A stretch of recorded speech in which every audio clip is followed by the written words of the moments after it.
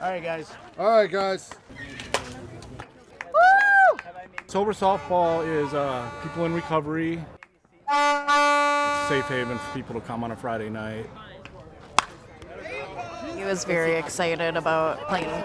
You know, he would call me all the time. I'm gonna go play softball and Run that. I think still to this day, he's probably the best player we've had on the Meraki team. He's still That's awesome. the lifelong MVP of the Rippers, and he got to start that with us. Okay, this is Chance. He played Little League for years. I never missed a practice or a game. I would go to like all of them. Probably could have gotten a scholarship and went on to college, maybe even went pro. He was a very goofy child, like from the beginning. He would light up a room, and his laugh, he had a contagious laugh. The first time he smoked weed, he was 10. 15 is when he got into like the meth and the oxys, and I think there's a little bit of heroin in there. He was about 19. He called me and he told me that he was using fentanyl. It was the worst nightmare that you could ever imagine coming true.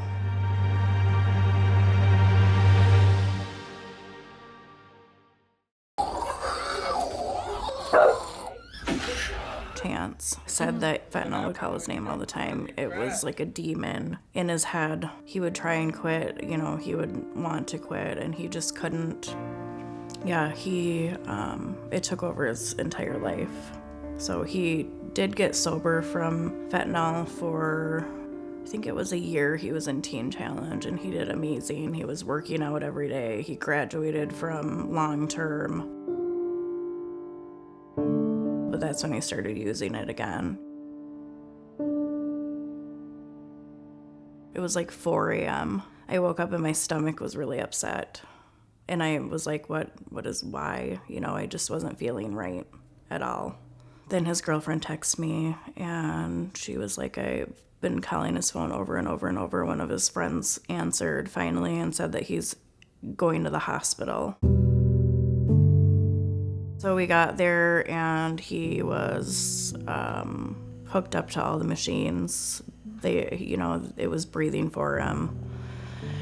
And they said he was found in a house in Kettle River.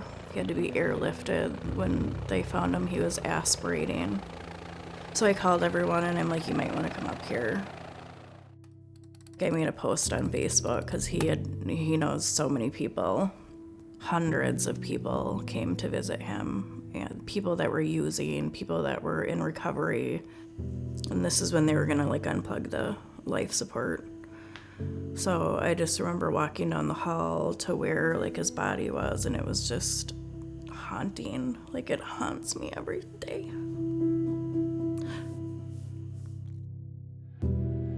And it was just like screaming, crying. I had my hand on his heart the whole time and I felt his last heartbeat.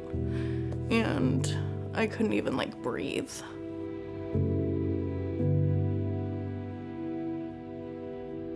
I don't want this to happen to anybody else. It's horrible. My life is forever changed. And it can be prevented for other people out there. You can make it. Recovery is possible. Living without it is possible. You know, there's so much to live for. There you go.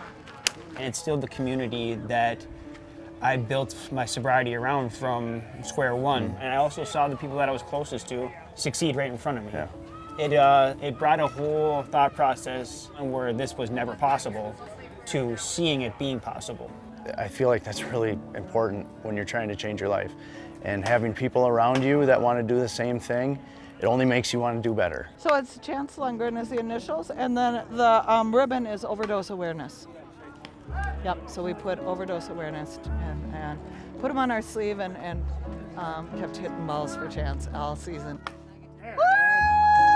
So for me, softball on Friday nights are still a big memory piece of dang, I wish he was here, or dang, why can't Chance be here? And that we're going to keep fighting for recovery for people regardless, you know, and not give up. You know, I'm very grateful for Rocky, everything that you did for him, And you know that we're always going to fight for Chance and for those that are in recovery now.